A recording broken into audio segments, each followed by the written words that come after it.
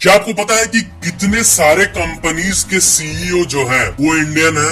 एक बहुत इंटरेस्टिंग सी लिस्ट आई थी, जिस लिस्ट को आप अपने स्क्रीन पे देख सकते हो कि इतने सारे कंपनीज जैसे कि माइक्रोसॉफ्ट के सत्य नडेला, अल्फाबेट यानी गूगल के सुंदर Pichai, Novartis, Adobe, IBM, Starbucks और भी कितने सारे ग्लोबल कंपनीज का जो सीईओ है वो इंडियन है। और अब तो YouTube का जो सीईओ है वो भी नील मोहन बन चुके हैं। अभी तक सुजैन वोजिस्की थी, अब नील मोहन बन चुके हैं। नील मोहन सर, अगर आप ये वीडियो देख रहे हो तो हाय।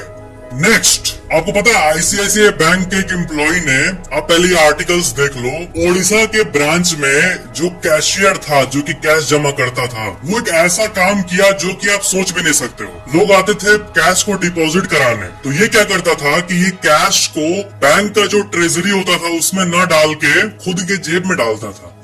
इतना अच्छा नौकरी मिला इतने अच्छे कंपनी में, उसको लिटरली वेस्ट कर दिया। ये ऐसा कौन करता है, लेकिन हुआ है। और इसी घटना से रिलेटेड आप कई मेन स्ट्रीम मीडिया आर्टिकल्स को अपने स्क्रीन पे देख सकते हो। नेक्स्ट, क्या आपको पता है कि इस दुनिया का सबसे लंबा सोने का चेन जो होता है वो 5 किलोमीटर लंबा है। मैंने मीटर नहीं कहा, 5 किलोमीटर। दुबई का ये चेन, जिसे कहते हैं दुबई सेलिब्रेशन चेन, ये करीब 250 किलो का है और ये विश्व का सबसे लंबा गोल्ड चेन है। 5522 मीटर यानी 5 किलोमीटर के आसपास। और Dubai gold and jewellery group, इसने इस रिकॉर्ड को बनाया। नेक्स्ट, क्या आपको पता है कि डॉग्स यानी कुत्तों को जब गर्मी लगती है तो आपने कभी देखा है कुत्तों को पसीना हो रहा है? बात यह है ना कि कुत्तों का जो बॉडी होता है उससे आप कभी पसीना निकलते हुए नहीं देखे होंगे। कुत्तों को पसीना आता ही नहीं है। उनके फर में, इस एरिया, पूरा बॉडी एरिया में कभी भी पसीना नहीं आएगा। सिर्फ उसके पंजों में और नाक के पास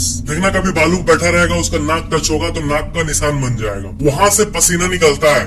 और पैर का एरिया से पसीना निकलता है, बॉडी से नहीं निकलता है जैसे कि इंसान का होता है। इंसान के पूरा बॉडी में स्वेट निकलता है। क्या है कि नेचर का ये जो सिस्टम है उसमें कुत्तों को फर मिला है, सॉफ्ट सॉफ्ट फर जो होता है, तो वहां से अगर पानी निकलेगा भी तो वो ठीक से इवापोरेट नहीं हो पाएगा क्योंकि वो फर उसको ट्रैप कर लेगा। इसलिए डॉग्स के लिए जो सबसे इफिशिएंट होता है कुछ जगहों पे पसीना निकलना, वैसे ही सिस्टम बन गया है नेचर में और वैसे ही कुत्तों का सिस्टम है। नेक्स्ट, आपको पता है पहले एक बर्ड होती थी डोडो, और बहुत सारे ऐसे क्रिएचर्स जो कि लुप्त हो गए, लेकिन साइंटिस्ट कुछ ऐसा कर रहे हैं जिससे इनको वापस लाना संभव हो सकता है। आप पहले इन आर्टिकल्स को देखो कि कैसे सारे एक्सटिंक्ट क्रिएचर्स को जेनेटिक इंजीनियरिंग के थ्रू वो लोग ला रहे हैं, लैब के अंदर एम्ब्रॉयर्स को बनाकर, और डीएनए सैंपल्स को लेके उसको आर्टिफिशियली बना के वो लोग वापस लाने की कोशिश कर रहे हैं। क्योंकि जो भी क्रिएचर्स थे पहले, उनका कहीं ना कहीं सुराग है, कहीं ना कहीं डीएनए सैंपल्स है, तो उन सैंपल्स को यूज करके अगर उसको जिंदा कर पाए तो ये बहुत बड़ी सक्सेस होगी। क्योंकि अगर 2-3 को भी बना दिए वो लोग तो वो आपस में रिप्रोड्यूस करके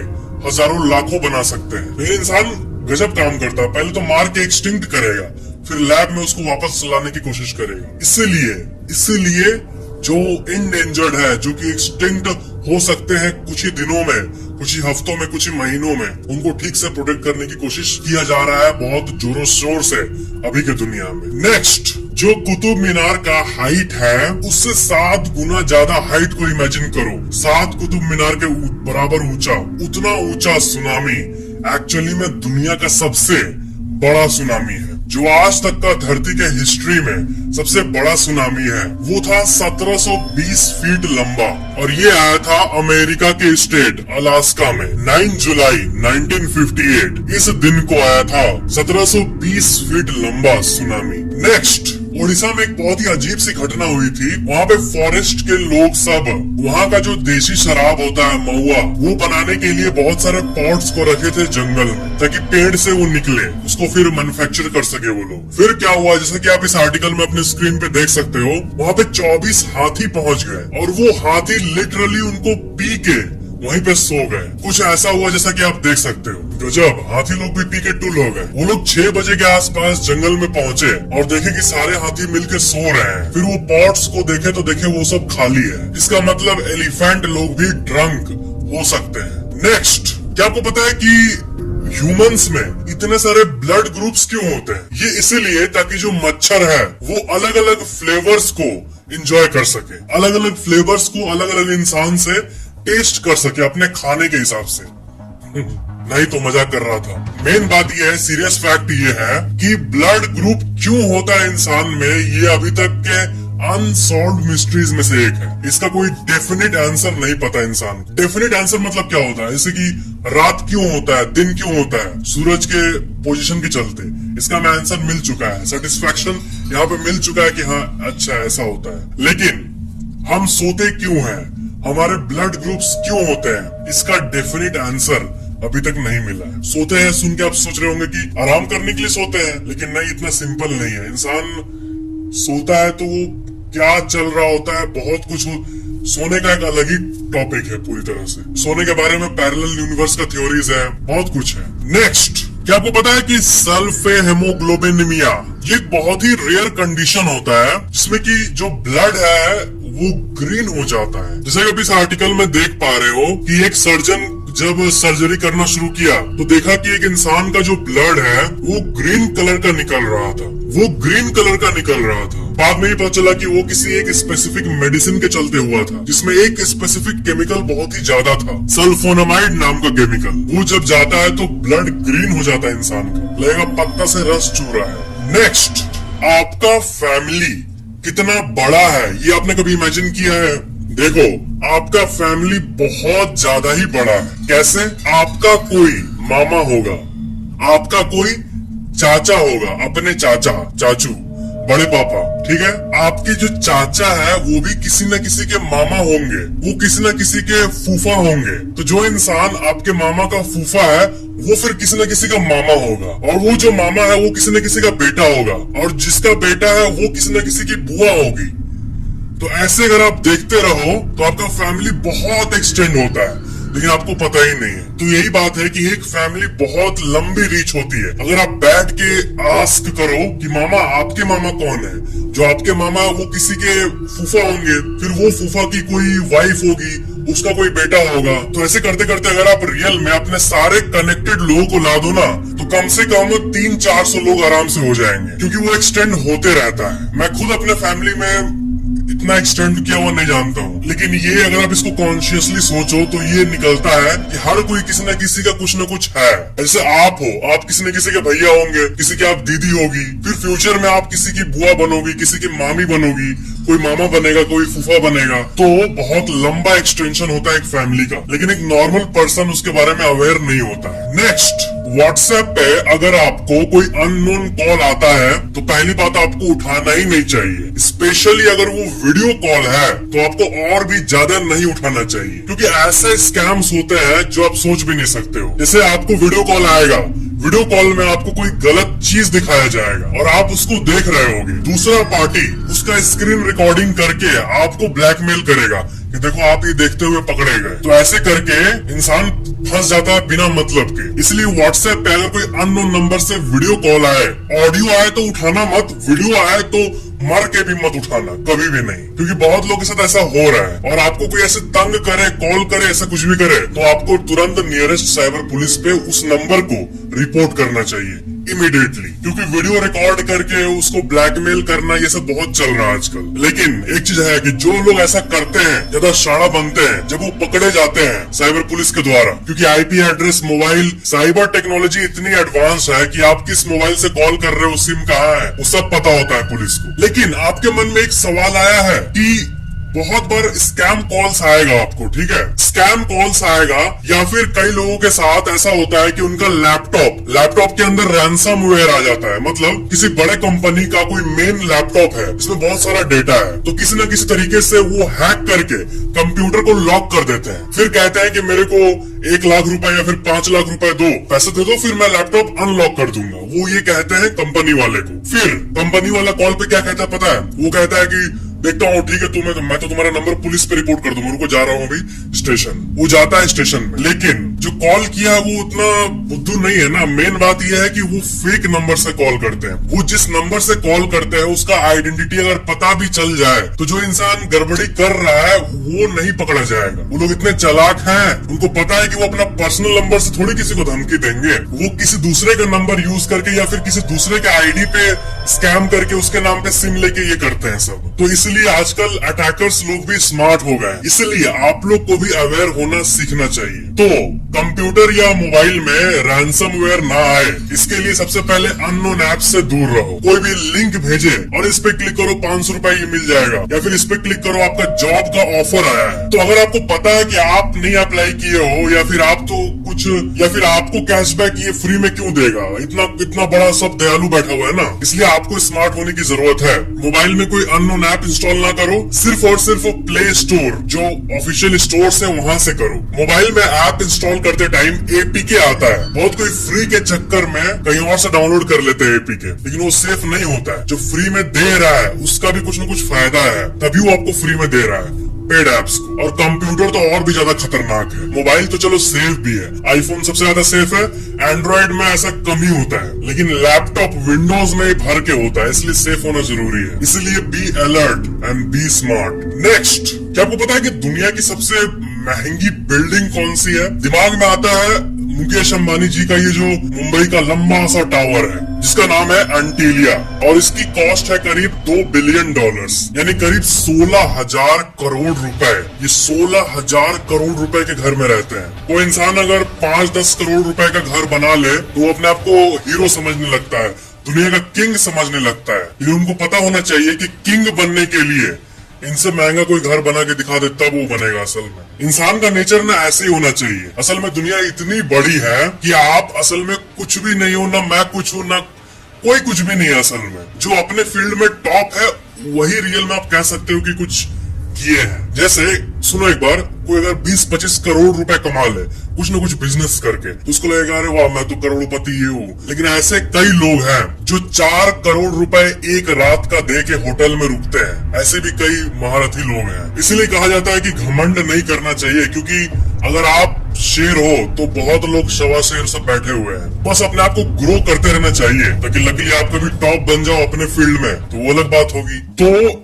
ये फैक्ट में मेन चीज मैं आपको ये बता रहा था कि ये 16,000 करोड़ का घर है। लेकिन वर्ल्ड की बात करें तो चाइना के जो ऑफिशियल है, वहाँ के प्रेसिडेंट और ये लोग, वो जिस घर में रहते हैं, जिस घर को आप अपने स्क्रीन पे देख सकते हो, जोंगयानिया इसका नाम है। इस घर, ये दुनिया की सबसे महंगी बिल्डिंग है अगर पैसे की बात की जाए तो, क्योंकि इसकी कीमत, क्योंकि इसका जो वैल्यूएशन है वो करीब $40 बिलियन के आसपास है। यानी एंटीलिया जो घर है उससे करीब 20 गुना ज्यादा महंगा। नेक्स्ट, आप ये सोच के देखो कि दुनिया इतनी एडवांस्ड हो गई है, लेकिन आज तक ऐसी टेक्नोलॉजी को लाने में सक्षम नहीं हुई है जिसमें एक प्लेन क्रैश में लोगों को बचाया जा सके। अगर कोई प्लेन क्रैश के हालत में आ जाता है, फ्यूल खत्म होना, इंजन में आग लगना या ऐसा कुछ, तो यात्रियों का मरने का चांसेस बहुत ज्यादा होता है, क्योंकि या तो वो पानी में गिरेगा या तो जमीन पे गिरेगा। जमीन पे गिरेगा तो जो ऑयल टैंकर से ऑयल स्पिल होगा उसके चलते अचानक से आग लग जाता है। पानी में गिरेगा तो सब डूब के मर जाएंगे। तो अब जाके वो टाइम आया है कि उस पर रिसर्चर्स काम कर रहे हैं। तो अब ऐसा कुछ डिटैचेबल टेक्नोलॉजी आने वाला है प्लेन्स के अंदर। अब क्या है कि इसको इम्प्लीमेंट होने में पता नहीं कितने साल लगेंगे, लेकिन कॉन्सेप्ट बहुत अच्छा है, जिससे अगर कोई प्लेन में गड़बड़ी हो तो लोगों का मरने का चांसेस ऑलमोस्ट 0 किया जा सके। प्लेन में डिटैचेबल केबिन रहेगा। प्लेन का आगे का पार्ट जो है वो डिटैच होके पीछे का पार्ट जो है उस पे पैराशूट निकल जाएगा, जिससे कि सारे पैसेंजर्स बच जाएंगे। अब आप बोलोगे पायलट की इज्जत कहाँ गई, वो क्या करेगा? तो वो लोग जैसे ऐसा कुछ इमरजेंसी होगा तो वो लोग केबिन से हट के पीछे आ जाएंगे, देन वो निकलेगा पैराशूट, आगे का पार्ट जाके जहाँ क्रैश वो होगा, पीछे का पार्ट जो है उसके नीचे एक बलून टाइप का फूला हुआ उसको कवर देगा, ताकि अगर वो जमीन पे गिरे तब भी सेफ, और पानी पे गिरे तब भी वो तैरता रहे, कोई डूबेगा नहीं। मरने के चांसेस क्लोज टू 0 होगा। मेरे ख्याल से ये सारे प्लेन्स में होना चाहिए, ताकि अगर इमरजेंसी हो तो कम से कम इंसान बच जाए, तो कम से कम इंसान निश्चिंत रहे कि हम तो पैराशूट खुल जाएगा हमारा। मुझे भी डर लगता है बहुत प्लेन में, मुझे सपने आते रहते हैं कि प्लेन ऐसे टेक ऑफ किया, ठीक है, ये तो जाके ऐसे उड़ जाना चाहिए, लेकिन मेरे सपने में पता है क्या होता है, ऐसे प्लेन टेक ऑफ होता है, फिर वो पता नहीं ऐसे इंक्लाइन हो जाता है और फिर डिसबैलेंस होके। इसलिए मुझे प्लेन नहीं पसंद, मुझे अपना कार पसंद। भले ही कार में तेल होटल में रुकना बीच में, वो एडिशनल खर्चा आ जाए, लेकिन तब भी मेरे को डर लगता है प्लेन में, इसलिए मैं गाड़ी से सफर करता हूँ। नेक्स्ट एक सवाल पूछ रहा हूँ आपसे। मान लो आपके मोबाइल में मैसेज आया कि आपके अकाउंट में कहीं से पैसे नहीं आने, आप तो कुछ किए नहीं हो, लेकिन 8,000 रुपए आ गए, ठीक है। अगर ये किसी सरकार की स्कीम या फिर सरकार की तरफ से आया है तब तो आप इंजॉय करो, अलग बात है। लेकिन वो किसी प्राइवेट अकाउंट से आया है और आपको पता नहीं कि कहाँ से आया, तो आप क्या करोगे? तो मेन बात है कि यहाँ पर एक नए स्कैम के बारे में आपको बताना चाहता हूँ, जिसमें आपके अकाउंट में 7-8 हजार रुपए आ जाते हैं, फिर आपको कॉल आता है मेरी बेटी बीमार है, मेरा माँ हॉस्पिटल में है, ऐसे बोलेगा आपको कॉल पे, मैंने गलती से आपके नंबर पे ट्रांसफर कर दिया, प्लीज मुझे ट्रांसफर कर दो। फिर ट्रिक यहाँ पे आती है। पहली बात कि आपको दया आ जाती है उस पे उसकी माँ बीमार है भाई, तो वैसे भी तो आपका मनी है नहीं, तो आपको लगेगा चलो दे देता हूँ, क्या ये झमेला, चलो दे ही देता हूँ। तो फिर आप वापस देने जाते हो, लेकिन उस नंबर पे पैसे नहीं जाते हैं। फिर तो वो तो टेंशन का नाटक करेगा अदर पार्टी, फिर वो बोलेगा ठीक है मेरा मोबाइल नंबर पैसे नहीं जा रहे, तो आप एक काम करो, जल्दी मेरे को हॉस्पिटल में पैसे चाहिए, तो मैं आपको एक लिंक भेज रहा हूँ, आप उसमें पेमेंट कर दो, उसमें यूपीआई का ऑप्शन रहेगा। तो वो फिर फिशिंग लिंक भेजता है, जिसमें आप अपना डिटेल डालते हो, लॉग इन वगैरह करते हो, तो बिना मतलब के आप अपना डिटेल उसमें डालते हो, कस्टमर आईडी या फिर कार्ड नंबर दे के आप देते हो उनको, क्योंकि उनको तो इमरजेंसी है। तो ऐसे क्रिंज में मत पड़ना भाई। ये सब होने पे सतर्क रहना, बोलना कि मैंने फैक्टिक्स की वीडियो में देखा है कि ये सब स्कैम होता है और कुछ नहीं। 8,000 रुपए को ऐसे ही भेज देगा ना, अगर कोई आपके अकाउंट में भेजता है तो वो किसी न किसी पर्पस के लिए भेजता है। और मेन बात है कि आपको सीरियस अमाउंट 8,000 10,000 देके आपके बैंक का डेटा लेने में वो लोग दिलचस्पी रखते हैं। और सबसे ज्यादा टारगेट होते हैं बुजुर्ग लोग, जिनको ठीक से मोबाइल चलाना नहीं आता है। अब क्या है कि ऐसा नहीं है कि बस आपका डिटेल लेके वो आपका बैंक खाली कर देगा, ये बोलने की बात है कि आप लिंक क्लिक किया आपका बैंक खाली हो गया, वैसा नहीं होता है। बहुत सारे लेयर्स होते हैं, एम पिन होता है, ट्रांजैक्शन पिन होता है, ओटीपी होता है, इतनी चीजें होने के बावजूद भी मेन बात है जिन बूढ़े या फिर जो बुजुर्ग लोग को नहीं पता, उनका मोबाइल का ही एक्सेस ले लेते हैं। जैसे टीम व्यूअर होता है ना, स्क्रीन को ही वो लोग एक्सेस कर पाते हैं, तो ओटीपी भी आराम से देख लेंगे, ट्रांजैक्शन पिन क्या डाल रहे हो वो भी देख लेंगे, की लॉगर वगैरह के जरिए, की लॉगर और बहुत कुछ होता है इस दुनिया में। तो पहली बात, अनजान लोगों पे भरोसा नहीं करो। ऐसे कोई स्कैम करना चाहे, आप बोलेगा आपको कि मेरी माँ बीमार है, तो आप बोल देना कि नहीं मेरा भाई बीमार है, मैं 8,000 यूज करूंगा। नहीं, ऐसा कुछ मत करना। आप उस क्रेडिट अकाउंट के स्क्रीनशॉट को लेके साइबर पुलिस पे कंप्लेन कर देना। नेक्स्ट, क्या आपको पता है कि बैंक्स जो है वो फ्रैक्शनल रिजर्व बैंकिंग सिस्टम से काम करता है, यानी जो लोग बैंक में पैसे रखते हैं, आप जब अच्छा खासा कमाओगे मान लो और आप बैंक को पैसे दे रहे हो, तो एक तरह से इसको टेक्निकली देखोगे ना, तो वो पैसा आपका नहीं रह जाता है, आप उसको बैंक को दे देते हो ताकि वो उस पैसे को यूज करके बिजनेस करे, लेंड करे, इन्वेस्ट करे, जो भी करे। और बैंक आपके पैसा का कुछ पार्ट लिक्विड रूप में रखता है ताकि आप जब भी एटीएम से निकालो तो आपको मिल जाए। लेकिन आपको नियम पता होना चाहिए कि आप भले ही बैंक में 1 करोड़ रखो, लेकिन आपको गवर्नमेंट के इंश्योरेंस के हिसाब से 5 लाख रुपए तक ही मिलेंगे। इसलिए एक सोल्यूशन बहुत अच्छा होता है कि मल्टीपल बैंक अकाउंट्स होना चाहिए। एक ही बास्केट में सारा अंडा नहीं रखना चाहिए, एक बास्केट गिरेगा तो सारा टूट जाएगा, अलग अलग बास्केट में रखो ताकि एक टूट भी जाए। क्या अंडा उंडा का बात कर रहे हैं हम लोग। मतलब वो है कि जो भी आप कमा रहे हो अपने जिंदगी में, उसको अलग अलग जगह पे इन्वेस्ट करके रखना चाहिए, एक ही जगह पे सब नहीं ठोक देना चाहिए। नेक्स्ट, क्या आपको पता है कि जो आप मोबाइल एक्सचेंज करते हो, जैसे कि आपको पता है कि आप अगर कोई नया मोबाइल खरीदने जा रहे हो, तो अगर आप अपना पुराना मोबाइल का डेटा क्लियर करके वो कंपनी को दे दोगे, तो आपको जो नया मोबाइल है वो डिस्काउंट में मिल जाएगा। लेकिन कंपनी क्या बकलोल है जो आपसे मोबाइल लेके आपको ह्यूज डिस्काउंट्स दे रही है? असल में कंपनीज बहुत ज्यादा मुनाफा प्रॉफिट करती है इसी एक्शन से। कैसे? जो आप फोन देते हो वो ओल्ड हो चुका होता है, लेकिन फिर भी कंपनी के इंजीनियर्स उसको रिन्यू करके, जिसको जो ऑनलाइन सेल नहीं होता है सेकंड हैंड फोन, जिसको कि रिफर्बिश्ड फोन या फिर रिफर्बिश्ड लैपटॉप कहा जाता है, तो वो अच्छे खासे दामों में आपके ओल्ड फोन को बेचते हैं मार्केट में। इसलिए फोन को एक्सचेंज करना आपके लिए कम मुनाफे का डील होता है। उससे तो अच्छा आप उसको डायरेक्टली किसी मार्केट प्लेस पे बेच दो अच्छे प्राइस में। मतलब ये कंपनी का टैक्टिक, ये आपको पता होना चाहिए कि कंपनी बुद्धू नहीं है कि वो आपको एक्सचेंज हमें अट्रैक्टिव लगता है, वो कहीं ना कहीं हमें लॉस देता है, कंपनी को प्रॉफिट देता है। नेक्स्ट, हमारा बॉडी 60 से 70% पानी है, वाटर है। तो बहुत लोग ये पूछते हैं कि फिर भी हमें प्यास क्यों लगती है जब बॉडी में आधे से ज्यादा पानी है, 70% वाटर ही है बॉडी, तो फिर प्यास क्यों लगती है? तो इसका आंसर वही है कि अगर आपका बॉडी